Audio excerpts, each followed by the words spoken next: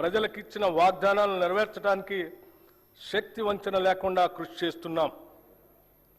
అభివృద్ధిలో తెలంగాణ రాష్ట్రాన్ని దేశంలోనే నెంబర్ 1 స్థానంలో నిలబెట్టాలన్నదే మా లక్ష్యం.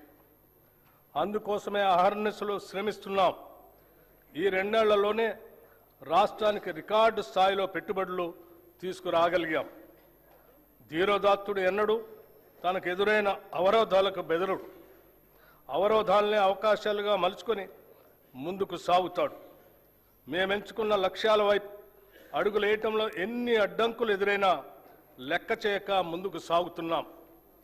ప్రజల నుండి పన్నుల రూపంలో వచ్చిన సొమ్మును తిరిగి వారి అభ్యున్నతి కోసమే వెచ్చిస్తున్నాం. ప్రతి పైసాకు మేము కాపలాదారులుగా ఉంటున్నాం. ఆదర్శవంతమైన పాలనలో రాష్ట్రాన్ని దేశానికే తలమానికంగా నిలబెడుతున్నాం. సుస్థిర రాజకీయ వ్యవస్థ, పటిష్టమైన ప్రణాళిక, దూరదృష్టి, ప్రజలకు మేలు చేయాలనే పట్టుదల మమ్మల్ని నడిపిస్తున్నాయి.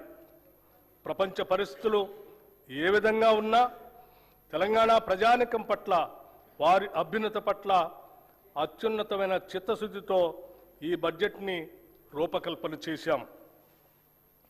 అధ్యక్ష, బడ్జెట్ అంటే సంఖ్యల చుట్టూ తిరిగే అంకెలు కాదు, ప్రజల చుట్టూ తిరిగే సంఖ్యలు. బడ్జెట్ ప్రజల జీవన స్థితిగతుల మార్పుకు దోహదపడే లెక్కలు. తెలంగాణ ప్రజల ఆశలు, ఆశయాలను నిజం చేసే సంకల్ప పత్రమే ఈ బడ్జెట్. రాష్ట్ర సమగ్రాభివృద్ధికి అద్దం పట్టేలా దీన్ని రూపొందించాం. రాజ్యాంగ విలువలకు కట్టుబడి పారదర్శకతతో పాలన సాగిస్తున్నాం. గొప్పల కోసం మేము ఈ ప్రభుత్వం వాస్తవాల పునాదుల మీద పనిచేస్తుంది. మభ్యపెట్టే మాయమాటలు చెప్పం, ప్రశ్నించిన వారిని దూషించడం మా నైజం కాదు. బాధ్యతతో ఎవరు ప్రశ్నించినా బాధ్యతతోనే వారికి సమాధానం చెప్తాం.